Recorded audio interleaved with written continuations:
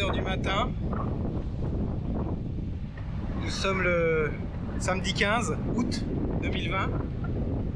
En théorie, nous avions prévu de passer la journée du 15 août sur Belle-Île. Et puis repartir demain. Mais demain, il prévoit une journée un peu remuante, avec de gros risques d'orage dès le matin. Du coup, Belle-Île, une fois de plus, j'y ai pas mis les pieds.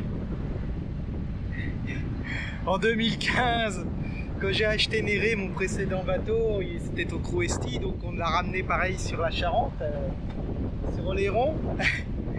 Et donc on avait fait un stop à Port-Blanc, là, à l'est de Belle-Île, mais on y est fait juste passer la nuit en fait.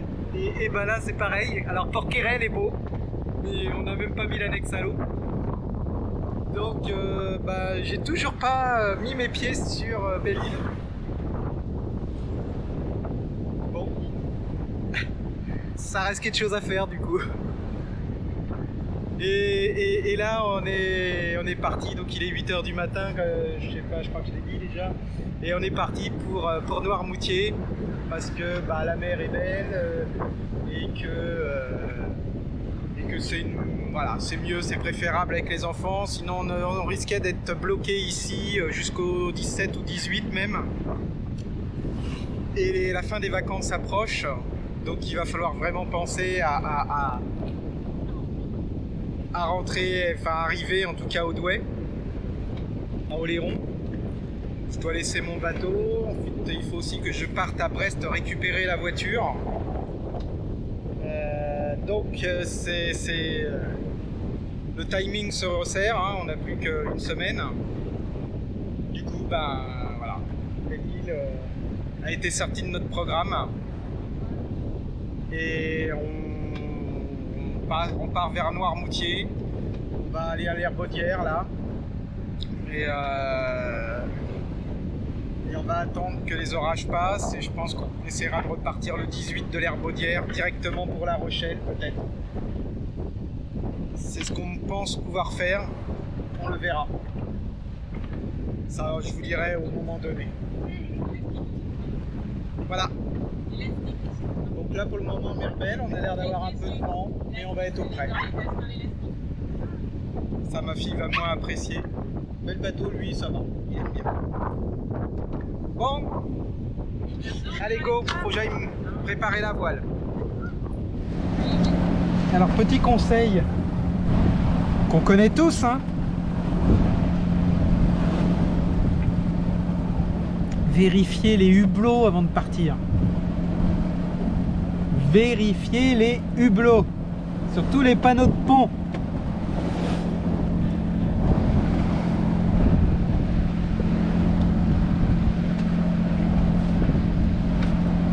Parce que on s'est pris une vague et le panneau de pont était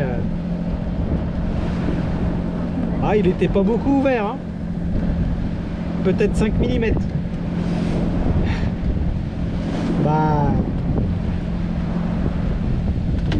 Et avec l'annexe au-dessus qui protège, on s'est quand même pris de la flotte dans la cabine.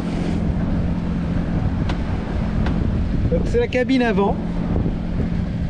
Là nous dormons avec Alexia qui a bien pris. Alors mon fils dormait. Mon fils dormait. Mais il dormait. Il a été réveillé fraîchement. J'ai entendu des grands cris. Je me suis dit merde, on a tapé une vague parce que je l'avais entendu la vague taper. Moi j'étais aux toilettes, j'ai entendu la vague taper. Je me suis dit merde putain, on a perdu une sonde, on a perdu une connerie, ça prend l'eau, je sais pas. Non non, il s'est pris un paquet de mer sur la tête. Bon, à la limite je préfère ça, hein. Enfin bon. Fermez les hublots. Faites gaffe, vérifiez les hublots. Putain, on le fait pourtant, hein. Puis là, voilà, ce matin, on a manqué à cette vérification visiblement, et puis bah, on s'est mangé de l'eau à l'intérieur.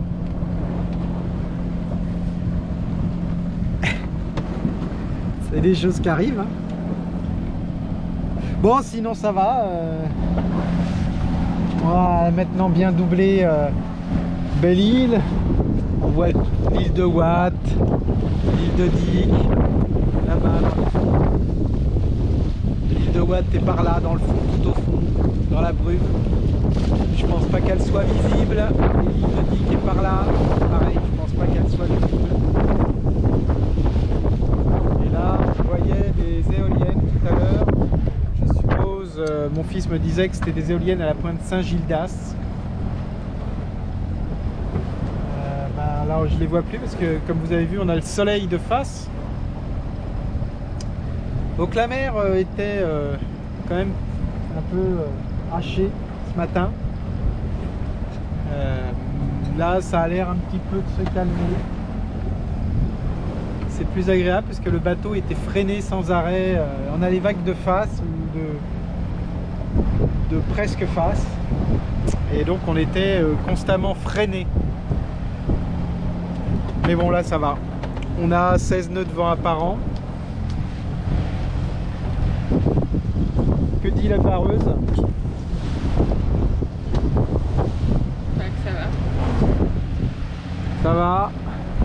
On a toujours un riz dans le génois, dans la grand voile. Mais aussi d'ailleurs dans le génois, on n'est pas loin du premier point d'enfoulement.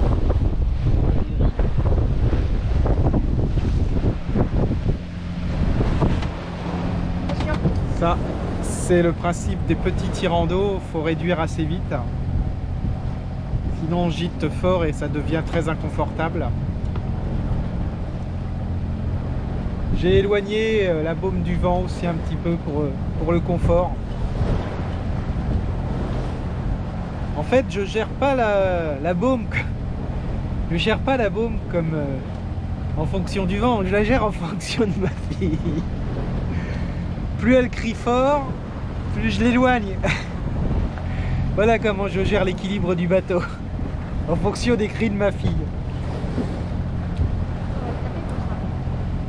Donc voilà, c'est un moyen d'alerte comme un autre, hein. Alors celui-là il se déclenche tôt. Celui-là il se déclenche très tôt quand même, hein. C'est une bonne alerte avant la rafale, avant les rafales fortes. On sait qu'il va falloir réduire. Et il n'y a pas besoin d'avoir les yeux sur l'anémomètre, hein. Je suis l'anémomètre. Bah, en tout cas, tu es une alarme d'anémomètre. Ah, c'est assez efficace, hein. Bon, on continue. Je sais pas, on va pas arriver très tôt, hein. Je pense à Noirmoutier. Et il doit bien nous rester encore 35 000. 32,5. On y va, on a toujours le moteur aussi. On l'entend d'ailleurs. On a toujours le moteur qui vient en appui parce qu'on voudrait arriver avant 20h ou 21h quand même là-bas. Donc on est freiné pour le moment par les vagues et par les courants un petit peu. Donc on met le moteur en appui là pour avancer. Sinon on descend à 3 nœuds et demi. Et on mettra trop longtemps. Et le problème c'est que à partir de 14-15 heures, la météo annonce des risques d'orage. Donc sécurité toujours. Sécurité oblige. On préfère arriver au plus tôt.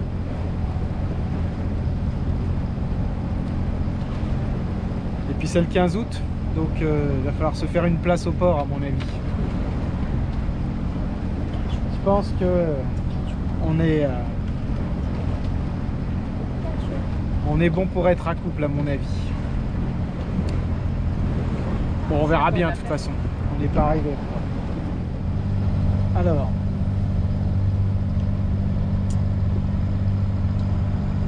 Je suppose que beaucoup d'entre vous utilisent des gants. on s'occupe notamment des écoutes et des drisses à bord, ce qui est une de mes occupations principales puisque je barre peu moi personnellement.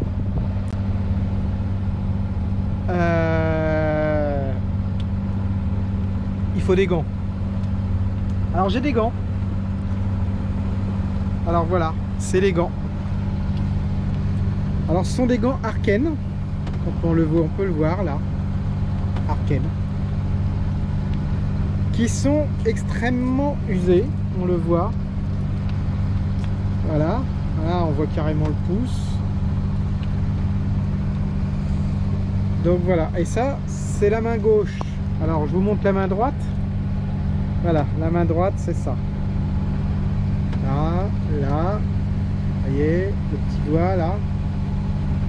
Là, il y a les fils qui pendent, les bouts qui pendent. Combien de... Quel âge pensez-vous qu'ont ces gants? Là, ils ont 2 saisons, même pas. Même pas 2 saisons. Alors d'accord, je les ai achetés en solde. Mais quand même, 2 saisons. J'avais des gants tribord avant, même genre. Ils ont fait 15 saisons avant d'arriver à cet état-là. Là, 2 saisons même pas. Arken, continuez les winches, mais arrêtez les gants. Hein. Parce que pas bon. Hein. Sans déconner, c'est pas bon les gants. Vous êtes pas doués. Hein. Ou je sais pas, mais utilisez une meilleure matière. Parce qu'en fait, la partie tissu, elle est correcte hein, des deux côtés. Et y compris la partie cuir. Mais alors, cette partie, si, c'est aussi du cuir d'ailleurs. Mais je sais pas trop. Non, je suis même pas sûr que ce soit du cuir. Elle a complètement déchiqueté. Hein. Donc, faut pas. Bon. On n'est toujours pas sur la zone d'attente de l'estuaire de la Loire. Le vent est retombé. Fait que ça.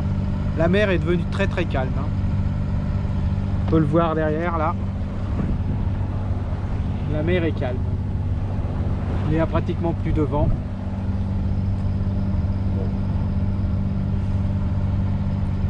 On fait avec, hein. De toute façon on a l'appui moteur depuis le début. Depuis qu'on est parti, on l'a pas arrêté.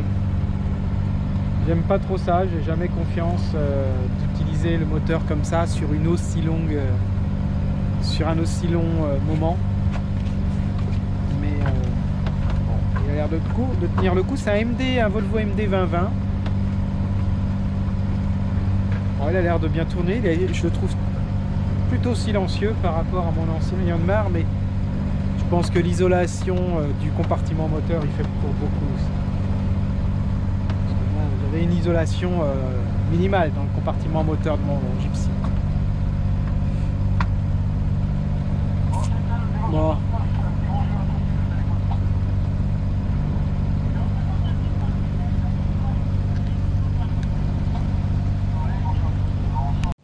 Bon, je filme avec le téléphone parce qu'évidemment, quand on veut utiliser la GoPro, il n'y a plus de batterie. Parce que mon téléphone, le Bluetooth du téléphone déconne. Résultat, il allume tout seul la batterie, la caméra. Et quand je veux prendre la caméra, il n'y a plus de batterie. Alors bref, on croise un bateau. Bon, jusque là rien. Mais en fait, c'est un bateau avec un avion dedans. Voilà, Airbus on board. Alors, au moins, je peux zoomer avec le téléphone, mais c'est bon. J'espère que ça vous donnera pas le mal de mer. Voilà, et je peux vous dire que ça va vite, hein, parce qu'il était loin. Et puis, bah, il était très vite sur nous.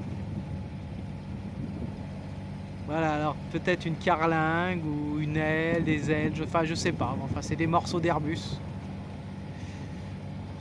Voilà. Ouais, alors si je filme pas bien, en plus. Bon, sinon tout va bien. Capitaine, tout va bien?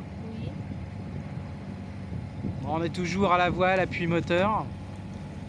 On est à environ 15 000, peut-être un peu plus de Noirmoutier qu'on voit toujours pas.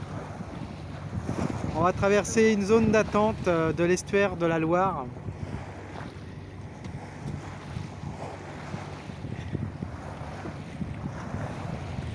Je vais aller remettre une batterie dans la GoPro. Ça sera moins désagréable, je pense, à voir qu'avec le téléphone. C'est comme...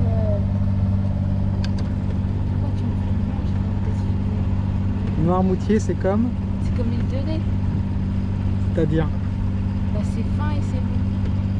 C'est fin et c'est bon? C'est long. Et c'est long. Donc Noirmoutier, c'est comme l'île de Ré, c'est fin et c'est long. Alors, ce qui est une constatation tout à fait juste. Nous sommes en approche de Noirmoutier, de l'île de Noirmoutier.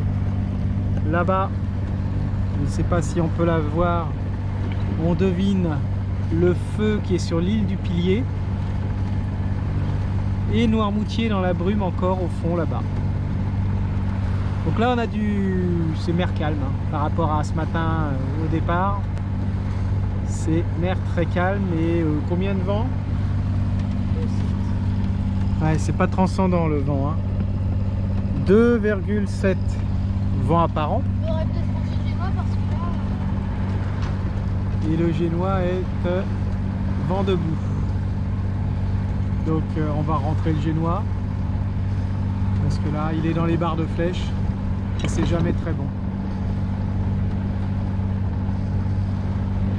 Ah, il s'est regonflé. On était vent de travers, c'est pour ça que j'étais étonné.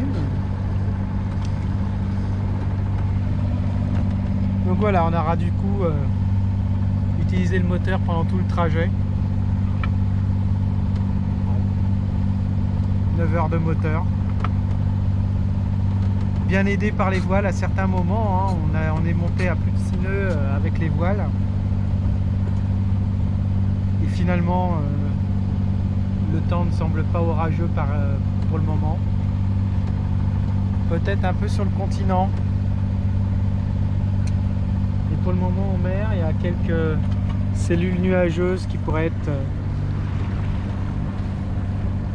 un peu menaçantes, mais pas beaucoup.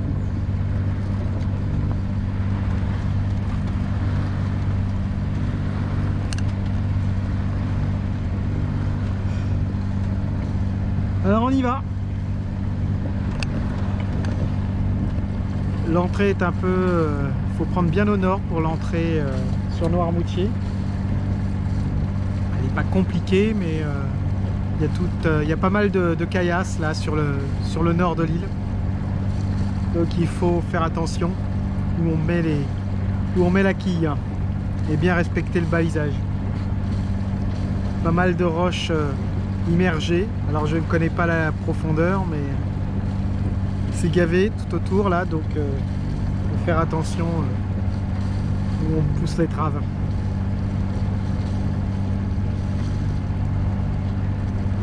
C'est assez plat, c'est la Vendée quoi. On arrive en Vendée, on a quitté la Bretagne et on n'a même pas trouvé une crêperie en Bretagne pour se faire une crêperie là, pour manger un soir. C'est fou, non? Les seules fois où on était à quai, c'était le dimanche et le lundi, les crêperies étaient fermées ou complètes. Donc du coup, ben, pas de crêperie en Bretagne. Pas grave, on fera des crêperies en Vendée ou en Charente. Elles sont très bonnes les crêpes en Vendée et en Charente aussi.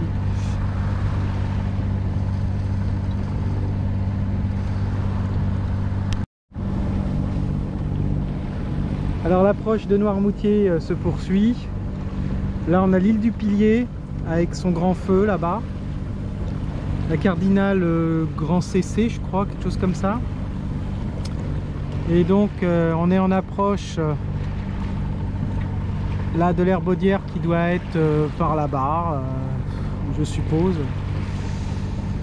Puisque après là on va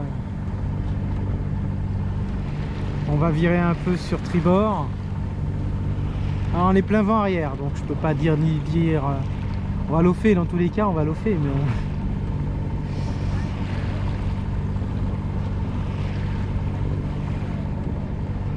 donc bon. C'est bien balisé, hein, il n'y a pas de danger particulier. Le chenal est un peu étroit sur l'entrée de Noirmoutier. Dixit l'almanach du marin breton. Donc il faut bien rester dans le chenal, éviter d'en sortir parce que le déroquement, il a été déroqueté assez finement en fait. C'est pas très large.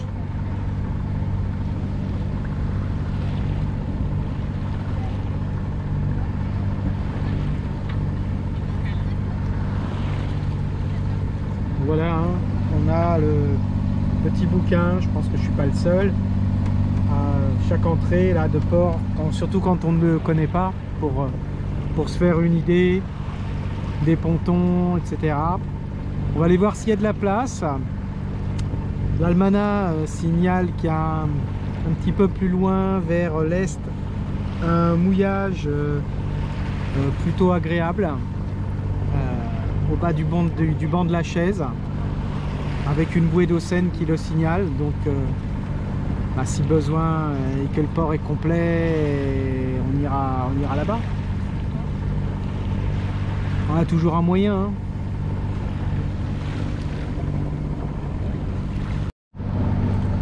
À l'approche du port, on voit le port là, juste là.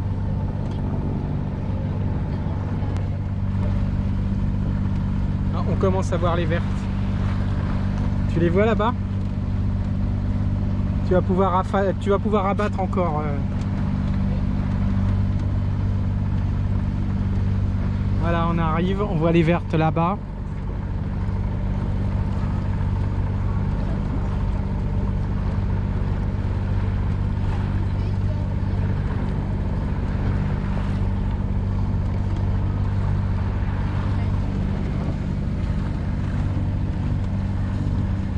Alors là on peut passer normalement entre le nord de l'île, ici, et l'île du Pilier là-bas.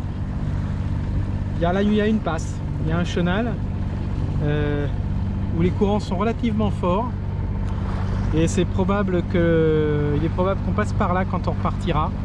Il faudra que je regarde si les horaires vont bien par rapport à l'heure de départ pour prendre les courants avec nous.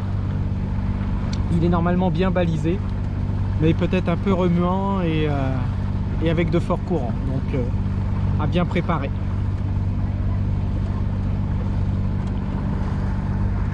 On refera le point quand on sera arrivé sur place. Je vous ferai quelques images.